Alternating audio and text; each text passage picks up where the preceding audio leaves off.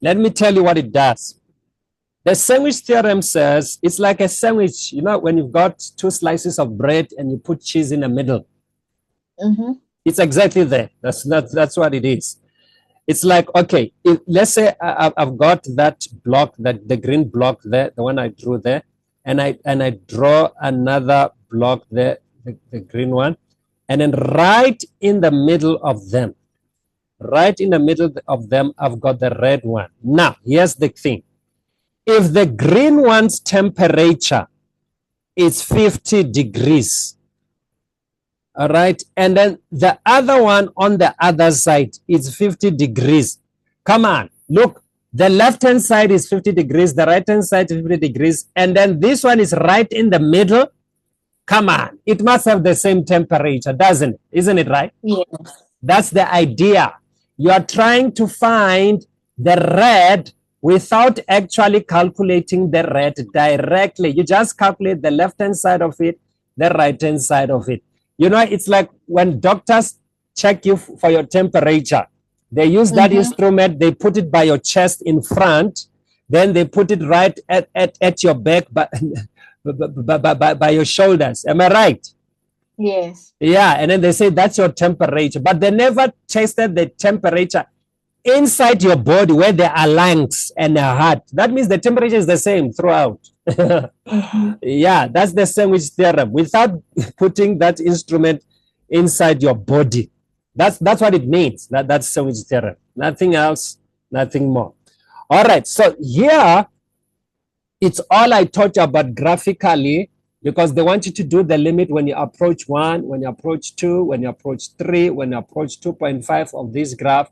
Remember, just make sure wherever you are, make sure you figure out where is the graph, above or below. You go with it, above or below. You check the graph, then it will tell you the Y value, and you also do the left and right hand side. I think you can handle those ones. Am I right? All right, so let's move on. So these are just, they were just asking you some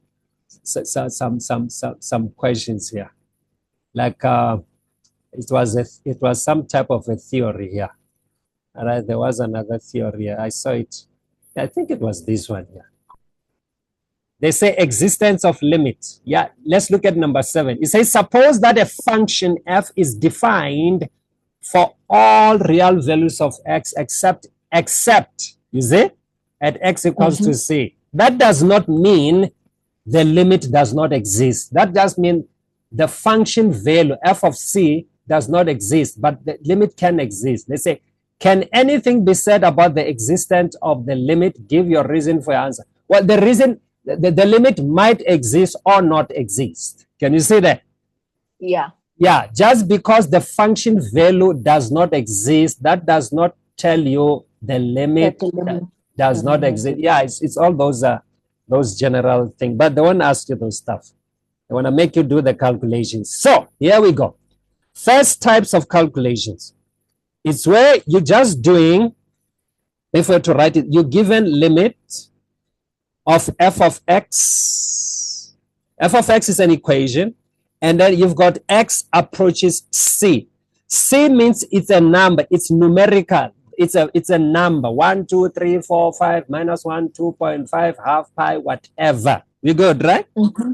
The idea when it's a numeral, you need to just direct substitute. We good, right? Yeah. Yeah, and then you get the limits. First, I'm going to deal with the ones without the